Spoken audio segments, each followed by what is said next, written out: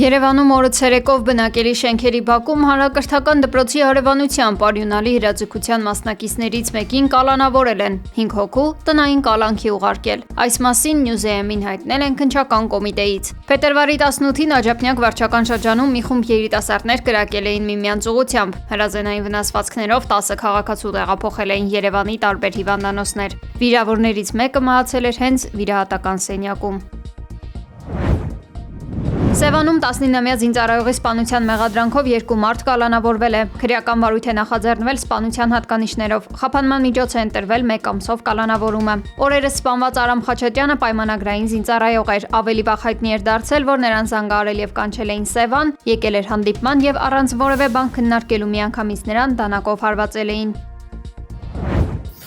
Պարոն Թևոսյան, մի քիչ խոսենք փոսալցումից։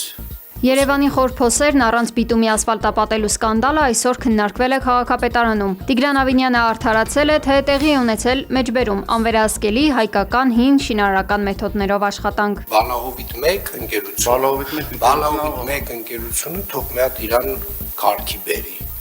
Չէ, պարոն Սևոյան, հրավիրել պետք չի, պետքա մարդ դնել հետները, որովհետև երբ որ չկա վերահսկողություն, պարզվում է աշխատանքը ով ոնց կարա ինչ-որ մի բան պակաս անելու է,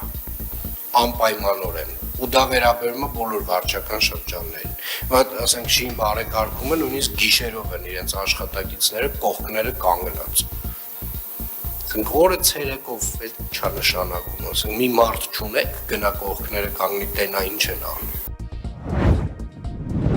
Մի խումբ բուժաշխատողներ բողոքի ակցիա են իրականացրել Ազգային ժողովի շենքի դիմաց։ Նրանք նշել են, որ առողջության ապահովագրության համակարգի ներդրումից հետո բուժաշխատողների աշխատավարձերը նվազել են։ Դա պայմանավորված է աշխատավարձի հաշվարկման մեխանիզմի փոփոխությամբ։ Բուժաշխատողներից մեկն ընդգծել է, որ կողմ են ապահովագրությանը, սակայն համակարգը ներդրվել է բազմաթիվ իրավական ակտերի բացակայությամբ եւ դեռևս նախագծային փուլում։ Իսկ բուժաշխատողների աշխատավարձ չստանալը, չհաշվարկելը կամ թերի հաշվարկելը հենց այս բացերի հետևանքն են։ Բժիշկները ստացել են իրենց առաջի ապահովագրության ներդրումից հետո աշխատավարձը բավականին ցածր թվերով եւ ուշացումով։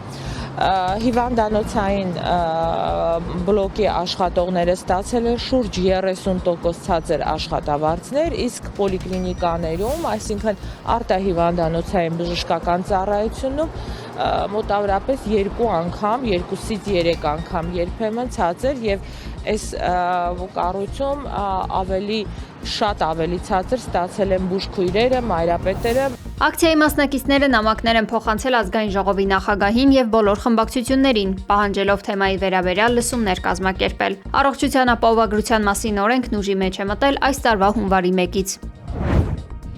2025 թվականի տվյալներով Հայաստան ժամանող զբոսաշրջիկների 41%-ը Ռուսաստանի Դաշնությունից է։ Մամուլի ասուլիսում վիճակագրություն է ներկայացրել զբոսաշրջության կոմիտեի նախագահ Լուսինե Գևորգյանը։ Դեկտեմբեր ամսին Հայաստանում տեղի ունեցած մի քանի գեղեցիկ արշավների արդյունքում մենք հունվարին ունեցել ենք 40,000 ավել զբոսաշրջիկ եւ զբոսաշրջիկների թիվը հասել է 170,000-ի։ Սա նախորդ տարվա հետ համեմատ մոտ 29% աճ է։ Առաջին եռյակում են նաև Վրաստանը եւ Իրանը։ Վրաստանից ժամանումները հասել են շուրջ 300,000-ի։ Վերջերս Հայաստան պաշտոնական այցի շրջանակներում Վրաստանի էկոնոմիկայի նախարար Մարիամ Կվրիվիշվիլին նշել էր, որ դեպի Հայաստան ուղևորությունները արագորեն աճում են, եւ դրա հիմնական պատճառն այն է, որ վրացիները սիրում են Հայաստանի գիշերային կյանքը եւ հաճախ գալիս են հենց հանգստի ու ժամանցի նպատակով։ Եգիպտոսի սահմանային անցակետերում տրամադրվող մուտքի վիզայի վճարը կթանկանա, ներկայիս 25 ամերիկյան դոլարից 30 ամերիկյան դոլար, հայտնում են եգիպտական լրատվամիջոցները։ Նոր սակագինը կգործի մարտի 1-ից։ Եգիպտոսի զբոսաշրջային ընկերությունների պալատը կոչ է արել տուրիստական ընկերություններին ձեռնարկել անհրաժեշտ քայլեր, իրենց զբոսաշրջային փաթեթներն ու ծրագրերը թարմացնելու եւ արտասահմանյան գործընկերների հետ աշխատանքը նոր սակագներին համապատասխանեցնելու համար։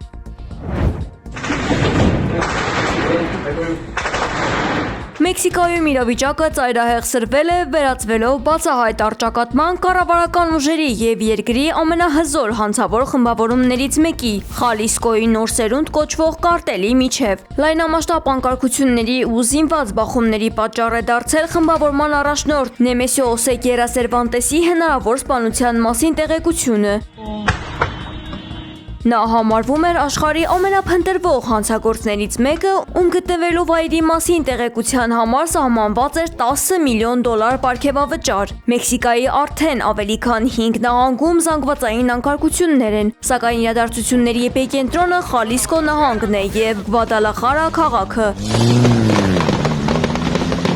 Կարտելի անդամները փաստացի պատերազմ են հայտարարել իշխանություններին, հրկիզելով տրանսպորտային միջոցներ եւ խանութներ, փակելով կարևորագույն մայրուղիներն ու թաղամասերը։ Իրավապահների եւ նարկոկարտելի զինված խմբերի միջև տեղի ունեցած կատաղի փոխհրաձգությունների հետևանքով կան վիրավորներ։ Ուժային կառույցներին հաջողվել է ձերբակալել խմբավորման մի շարք անդամների։ Չնայած երկրում տիրող քաոսային իրավիճակին, իշխանությունները դեռևս պաշտոնական մանրամասներ չեն հայտնել սպանության վերաբերյալ։ Իրանի արտգործնախարարության խոսնակ Իսմայիլ Բաղային հայտարարել է, որ Թեհրանն այս փուլում աշխատում է ԱՄՆ-ի հետ հնարավոր համաձայնագրի տեքստի պատրաստման շուրջ։ Նա չի հաստատել այն լուրերը, թե հնարավոր է կնքվի միջուկային ծրագրին առնչվող որևէ ժամանակավոր գործարք։ Իրանի նախագահ Մասուդ Փեզեշքիանը նշել է, որ վերջին բանակցությունների ընթացքում կողմերը գործնական առաջարկներ են ներկայացրել, ինչը դրական արդյունք է գործընթացում։ Այնուհանդերձ նախագահը շեշտել է, որ իրենք շարունակում են ամենայն ուշադրությամբ հետևել ԱՄՆ-ի գործողություններին եւ ձեռնարկել են բոլոր անհրաժեշտ քայլերը ցանկացած սցենարի պատրաստ լինելու համար։ Իրանի մի շարք խոշոր քաղաքներում ուսանողները դուրս են եկել փողոց հարգելու հունվարյան հուզումների ժամանակ զոհվածների հիշատակը եւ հնչեցրել հակակառավարական կարգախոսներ։